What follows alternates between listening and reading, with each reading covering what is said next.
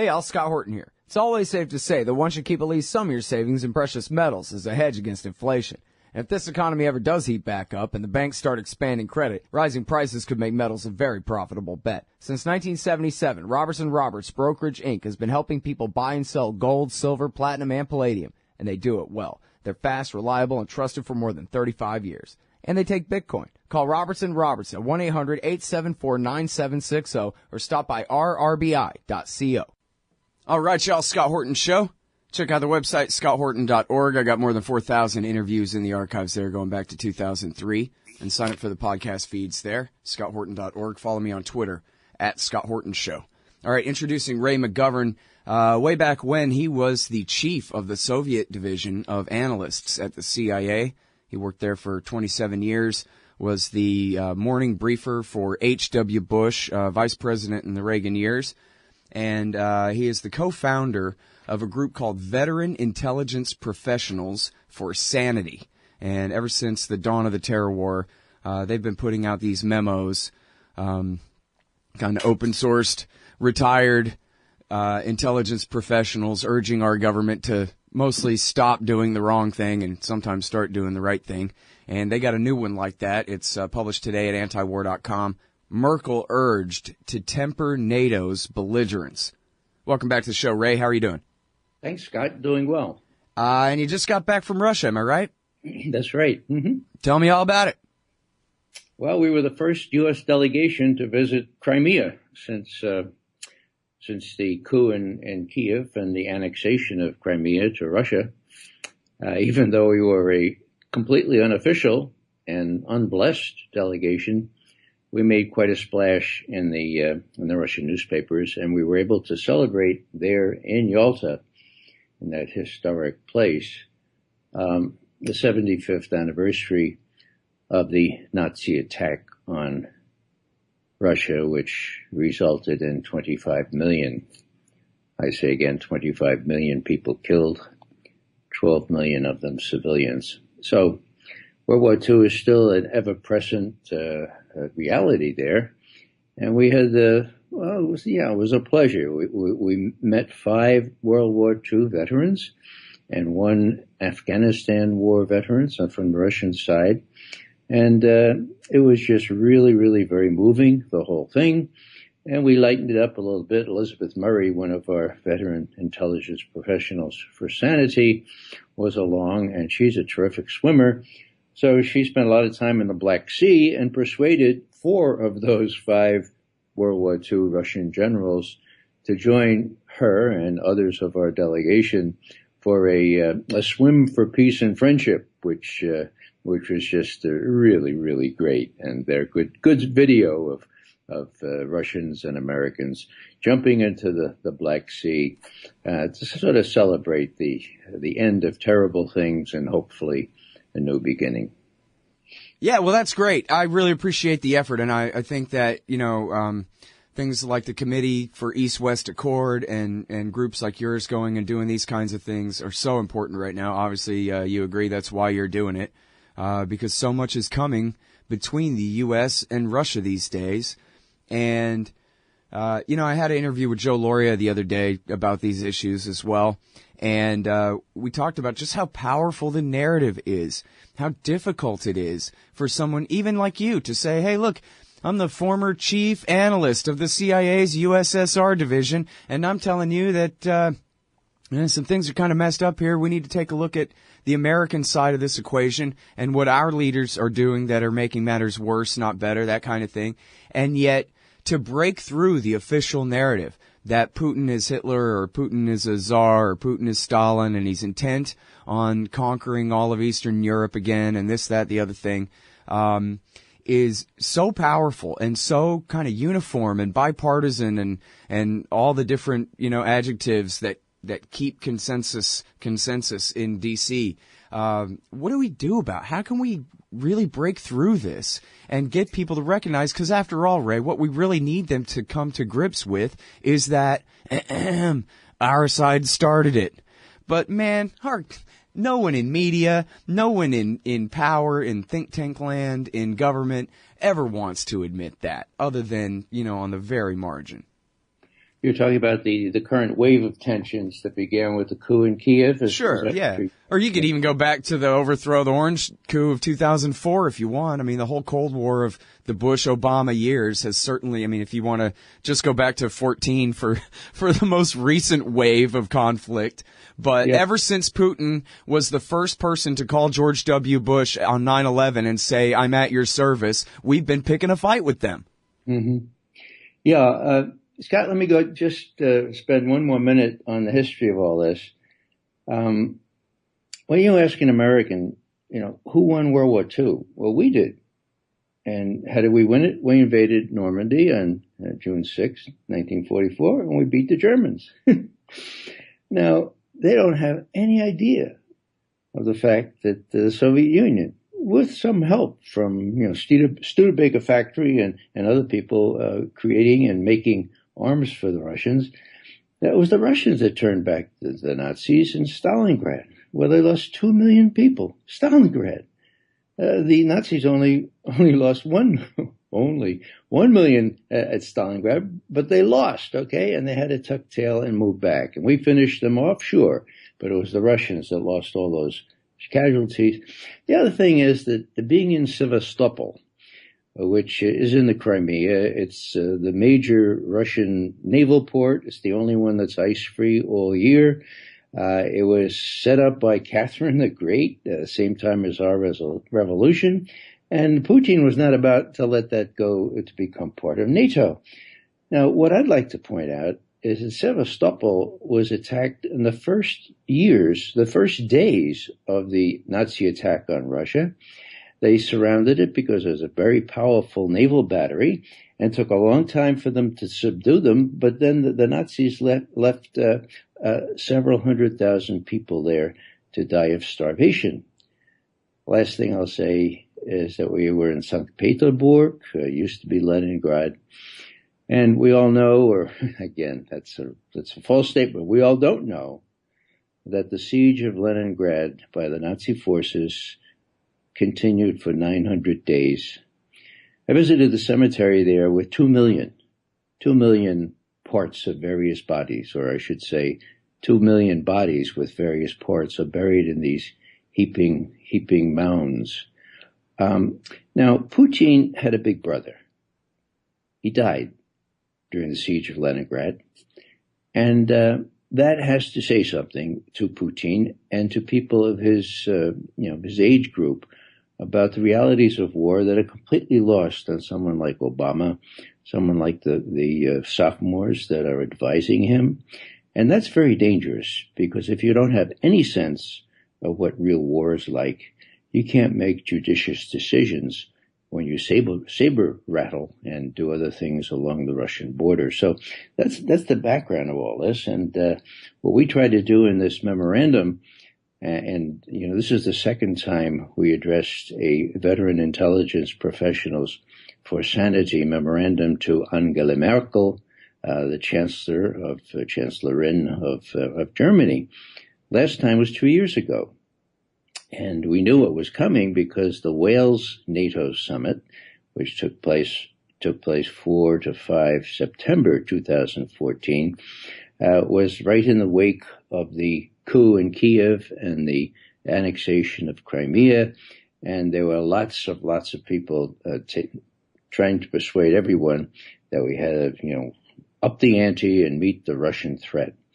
What comes through very clearly, and what we point out in this memorandum, is that for NATO leaders, recent history in Central Europe begins on the 23rd of February 2014. Now, why do I say that? Because never is it mentioned that on the 22nd of February, which, if my subtraction is still good, is one day before February 23rd, there was the most blatant coup in human history, termed that by George Friedman, who's no slouch on these things. Why was it the most blatant coup? Because it was advertised 2.5 weeks in advance on YouTube. Now, you've heard people say, well, the revolution will not be televised, right? Well, this coup was YouTubeized. What was it? It was the audio of an intercepted conversation between the Assistant Secretary of State for European Affairs, Victoria Nuland, and our ambassador in Kiev, Jeffrey Pyatt. And what Nuland says is, we've got it all wired, it's all glued, Yats is our guy, make sure Klitschko and the others wait in the wings. Yats knows about central bank, he knows about austerity measures. Yats is our guy, okay? Now that's posted on the 4th of February, 2014. Now, when I saw that, I said, well, there's probably going to be some sort of coup, but at least Yats is out of the running. You know, a decent respect for the opinions of mankind. In the old days when we talked about overthrowing governments rather than just regime change, okay, that would sort of disqualify somebody. So I wake up on the 23rd of February 2014, and they turn the radio on, and there's been a coup in Kiev. And the new guy is Yats. And Yatsenyuk is his last name. So I immediately wrote an article, perhaps you remember it. Yikes, it's Yats. Now, the whole point was that the U.S. recognized this new government immediately, and the first thing he said was two things. I think we'll ban the Russian language as an official language in our government, and it might be a good idea to join NATO. Now, that was a no-no. Ukraine is not going to join NATO. It never will, because it's on the doorstep of Russia, and Putin has made it very clear this is just not going to happen. So, what did happen on the 23rd of February? Well, it's very clear now, since there was a video shown on Russian television, that Putin gathered his national security advisors on the 23rd and said, my God, they're talking about joining NATO. We have all our eggs in one Sevastopol basket there in our naval port in the Black Sea. What are we going to do? And somebody very sensibly suggested, well, maybe we ought to ask the people who live in Crimea what they want. They've been watching TV. They've been watching what's going on in the Maidan. They see the neo-fascist forces that took over. Let's see what they want. And so a plebiscite was held. Now, 96% of the Crimean people voted to rejoin Russia. Now, people in the West say, ipso facto proof that it was rigged. Well, it was internationally supervised, and we spent 3 days in Crimea. We couldn't find one person who voted against annexation, okay? We found one who just didn't vote because his father's Ukrainian, and he just couldn't bring himself to vote one way or the other. But that's a real figure. And so on the strength of that plebiscite, Crimea was subsumed again in Russia, as it always had been before Khrushchev, without any plebiscite, mind you, just simply gave it over to the Soviet Union. So what's the point here? The point here is that the borders of Ukraine were changed. Now, do I like that? No, I don't like that at all. Does that violate the so-called Budapest Memorandum? Yeah, it does. Okay.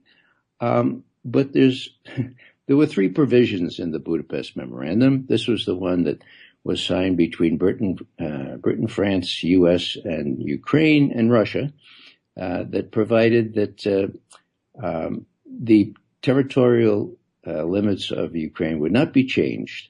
And in return for that, Ukraine would give up all the nuclear weapons that were left over when the Soviet Union imploded. But the first stricture was neither side, east nor west, would take unfair advantage of the economic problems that were due to happen, that were bound to happen in Ukraine. So what happened at the end of 2013, 2014? Blatant intervention in Ukrainian affairs by the West, by the EU, by Victoria Nuland, who bragged about investing $5 billion with a B, dollars in satisfying, quote, Ukraine's aspirations to join the West, end quote. Long story short, the coup happened on the 23rd, the day after. Putin, as any responsible leader of Russia would have done, gathered his advisors. What are we going to do about a naval port? And you know what the rest of the story is. Now, the last thing I'll say is that Putin has this sense of humor in the most bizarre circumstances. after the reannexation of Crimea, he had one of these 3-hour marathon press conferences where he ad libs for 3 hours from people all over Russia. And at one point he was asked, well, how do you feel about NATO encroaching on the Black Sea and maybe taking over Sevastopol and your naval port? And what he said was this. He said, now I'm sure that those NATO sailors and airmen, and I'm sure they're swell guys, you know. And I'd like it to be so that we don't have to request permission to visit them in their naval port in Sevastopol. I'd much rather have it be the way it is now, where they're free to ask for permission to visit us in our port. Okay, in other words, "Niet" means "niet." You're not going to join NATO, and you're not going to subsume our major naval facilities and air facilities in Crimea anytime soon, as long as Putin is around. So that's the background. And what we're trying to do is say, if you don't realize the background, if you start on the 23rd of February, which our ambassador to NATO, Douglas Luty, a former general, he made a big speech 3 days ago. And he said, history starts on the 23rd of February 2014 for phase 3 of NATO's existence. Come on, you know. I put that in bold italics, you know, emphasis added. History starts at 23? No. The last phase started on 22 February with the most blatant coup in human history, one that has caused all manner of trouble for the Ukrainian people and for the people who are resisting the Ukrainian government out there in eastern Ukraine. I want to go back to what you were saying about Crimea and World War II. I mean, really, even if you just finished reading about the Civil War, you still don't have any idea about the level of destruction of World War II on the Eastern Front there. It's basically impossible to imagine just from the description. But, Eric Margulies on the show made an analogy that I thought was pretty powerful for people when I guess maybe I had brought up the Alamo or something, or maybe he had brought up the Alamo, but then basically calling it Russia's Alamo in the sense, and I don't even remember, I'm a Texan, I don't even remember how few dozen men died at the Alamo, but what a big deal that still is to Americans. But as Margulies pointed out, hundreds and hundreds of thousands of Russians died protecting Crimea from the German Nazis, and then I didn't even realize, as you said, that even after the Nazis had been beaten back, they laid siege and starved everybody, who remained and that kind of thing. Americans just can't relate to that kind of trauma. You think about how obsessed we are. What if someone tried to come and take Houston or San Antonio away from Texas or the USA? How we would feel about that. But we never had anything like the kind of trauma the Russians lived through in order to hang on to Houston or the Alamo. We could never compare that tight of a bond to a piece of land to what they've been through. And, Crimea goes way back. I mentioned Catherine the Great. We're talking 1775 around there.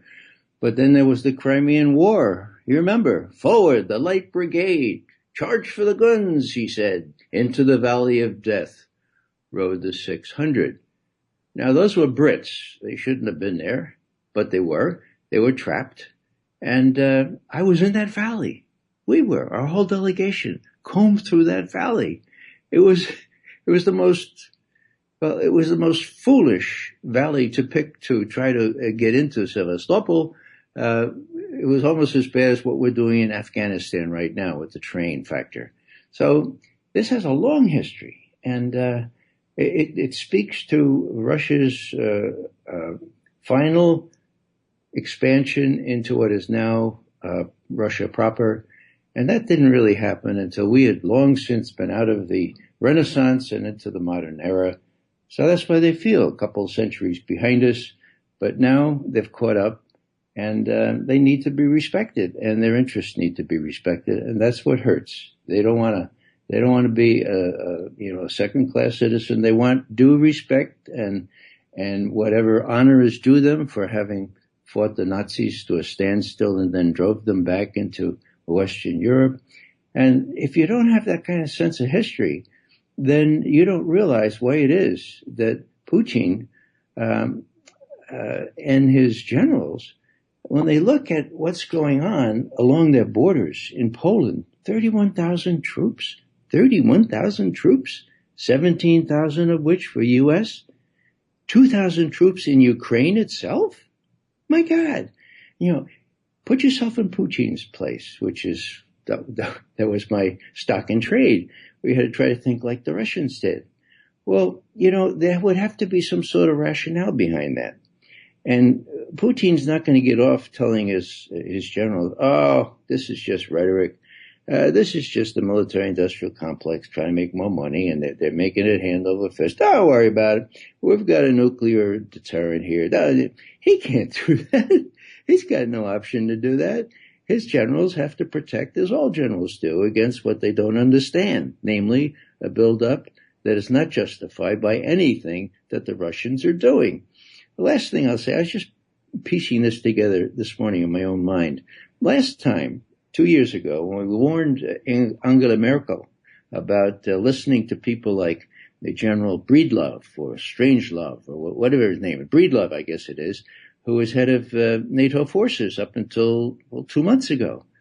He made all kinds of outlandish claims, not supported by any intelligence, and we told her that. Be appropriately suspicious of what Breedlove is saying. Now we know, you've probably seen it. The Intercept has done a wonderful series on Breedlove's emails. Somebody hacked into his emails. Oh, are there follow-up stories on it? Yeah, well, the Intercept broke the story based on the hacking that was done by this unknown site.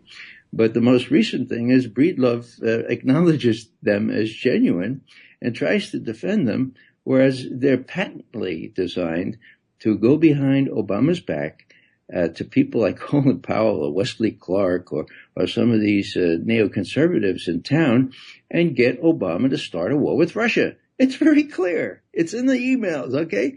So we seize on that to say, look, Chancellor Merkel, we tried to warn you last time, and you did. You did act responsibly in rejecting Washington's plan to send lethal weaponry to Ukraine. Now, be prepared for it again, because that's what seems to be happening. And now we know it was worse than we thought. Breedlove was actively advocating, lobbying for war. Now, why? Well, 2 years ago, it was possible to prove that he was lying.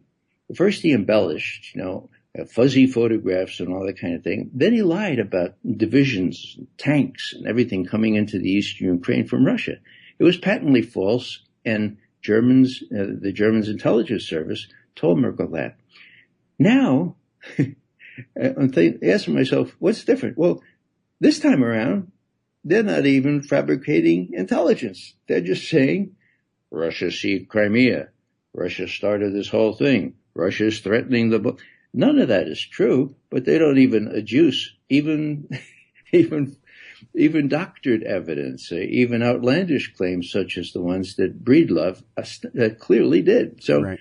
It's really, really hard for a person like Putin to say this time they're not even adducing dodgy evidence. They're not even adducing any evidence. All they're saying is Putin bad, Putin very bad, Putin sometime right horse with no shirt on, Putin really. And everybody, well, not everybody, everyone but you and me, Scott, are taken in by that kind of stuff. Well, let me ask you this real quick. I'm sorry, I usually go way over time and interview you for a full hour when I can about this stuff, but I got another interview I got to run to. But if I can ask you one more thing real quick, you write in your note to Merkel here about the danger that the Minsk II agreement could fall apart, and especially because of the position of Andrei Parubi, the Nazi, inside the government. He's now the Speaker of the Parliament there, and I wonder whether you think that there's a real danger that the peace deal could fall apart at this point.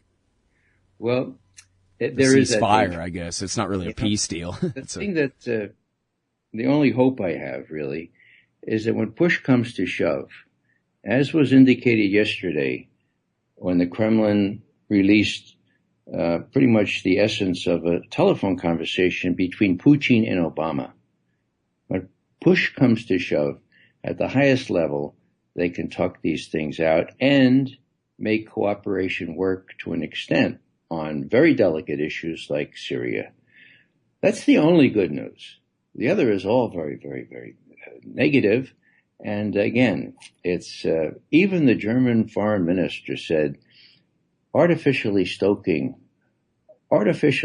rattling on the border with Russia and Poland, building up troops to the point where not since the Nazis invaded on 22 June 1941, not since then have there been so many troops on the Polish-Russian border.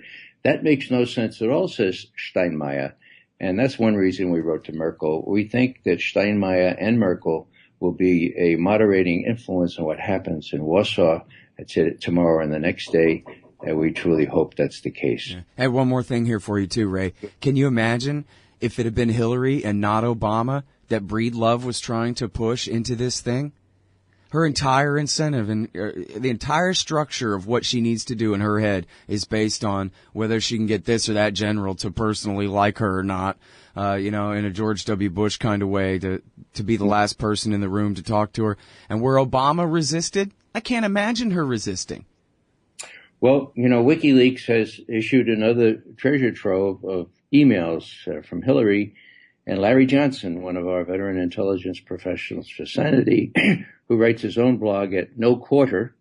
You ought to look at that because he has examined these and shown Hillary to be the warmonger that she is, trying to take credit for what happened in Libya before it all fell apart in utter chaos. Yeah, I'll definitely take a look at that later today. All right, I'm sorry I'm over. I got to go here, Ray, but I really appreciate you coming back on the show as always. You're a very wise man. You're most welcome. All right, y'all, that is the great Ray McGovern, 27 years at the CIA, Soviet analyst there. He's now co-founder of Veteran Intelligence Professionals for Sanity. You can find this one, Merkel urged to temper NATO's belligerence. It's at consortiumnews.com and at antiwar.com today. Superior blends of premium coffee, roasted fresh in Zionsville, Indiana. Darren's Coffee satisfies the casual and the connoisseur. Scott Horton Show listeners, visit darrenscoffee.com and use the coupon code SCOTT at checkout for free shipping. darrenscoffee.com. Because everyone deserves to drink great coffee.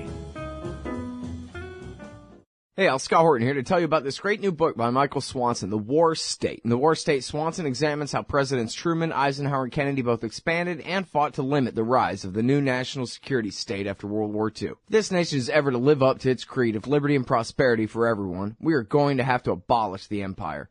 Know your enemy. Get The War State by Michael Swanson. It's available at your local bookstore or at Amazon.com in Kindle or in paperback. Just click the book in the right margin at scotthorton.org or thewarstate.com. Hey, y'all, Scott Horton here for WallStreetWindow.com. Mike Swanson knows his stuff. He made a killing running his own hedge fund and always gets out of the stock market before the government-generated bubbles pop, which is, by the way, what he's doing right now, selling all his stocks and betting on gold and commodities. Sign up at WallStreetWindow.com and get real-time updates from Mike on all his market moves. It's hard to know how to protect your savings and earn a good return in an economy like this. Mike Swanson can help. Follow along on paper and see for yourself. WallStreetWindow.com.